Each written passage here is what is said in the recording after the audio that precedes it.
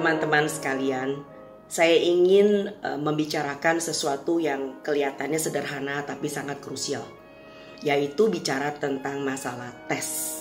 Tes apa?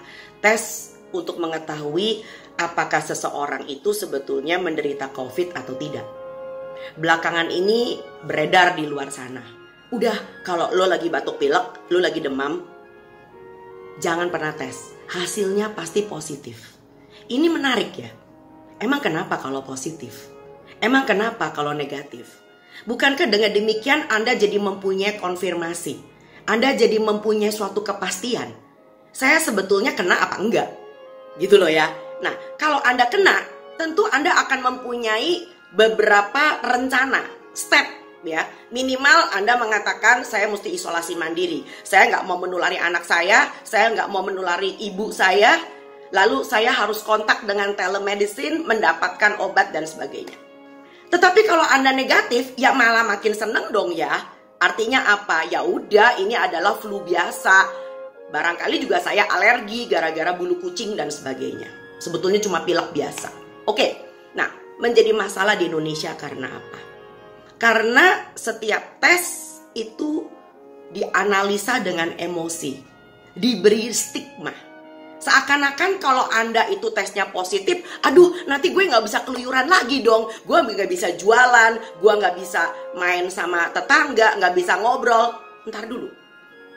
Justru kalau Anda positif dan Anda melakukan isolasi mandiri, bukankah ini suatu hal yang baik? Maka Anda menjadi kontributor pencegah penularan. Menjadi masalah kalau seandainya ceritanya menjadi seperti ini. Ya, ini bukan cerita sebetulnya, ini kejadian. Ada seorang perempuan ngobrol dengan tetangga dari RT lain. Nah, ngobrol punya ngobrol di depan rumah, di lapangan. Lalu kemudian ibu ini tiba-tiba beberapa hari kemudian berasa, kok saya demam ya, kok saya batuk. Ternyata positif. Nah, rupanya ibu yang dia ajak ngobrol dari RT sebelah, itu sebetulnya adalah OTG. Ya, jadi sebetulnya dia itu orang yang diajak ngobrol adalah penderita juga. Ya, barangkali dapat dari suaminya, dari anaknya, dari tetangganya yang lain, kita nggak tahu. Tapi dia adalah OTG, karena apa? Dia tanpa gejala, tetapi dia potensial menularkan pada orang lain. Kalau kayak begini, Indonesia kapan selesainya? Ya, yang kedua, yang saya ingin ungkit. Barangkali kita sedikit harus berpikir tentang shame culture dan guilt culture. Apa itu? Shame culture adalah bicara tentang kultur budaya rasa malu. Ya, apakah Anda malu kalau dikatakan bahwa Anda itu positif? Kan ini bukan salah Anda. Nggak ada yang menyalahkan Anda. Bisa saja Anda positif karena ketularan dari pembantu yang keluar masuk. Anda positif karena orang OTG tadi yang Anda tidak kenal. Ya, dan pun kalau seandainya Anda positif karena Anda alpa dengan prokes, ya sudah. Semua orang bisa alpa. Ya. Jadi nggak usah ada rasa malu. Ya, justru saya menjadi punya masalah kalau saya tidak punya guilt culture. Nah, apa itu? Guilt culture adalah budaya rasa salah. Bayangin kalau Anda menahan diri untuk tidak periksa, sementara Anda potensial menjadi penular.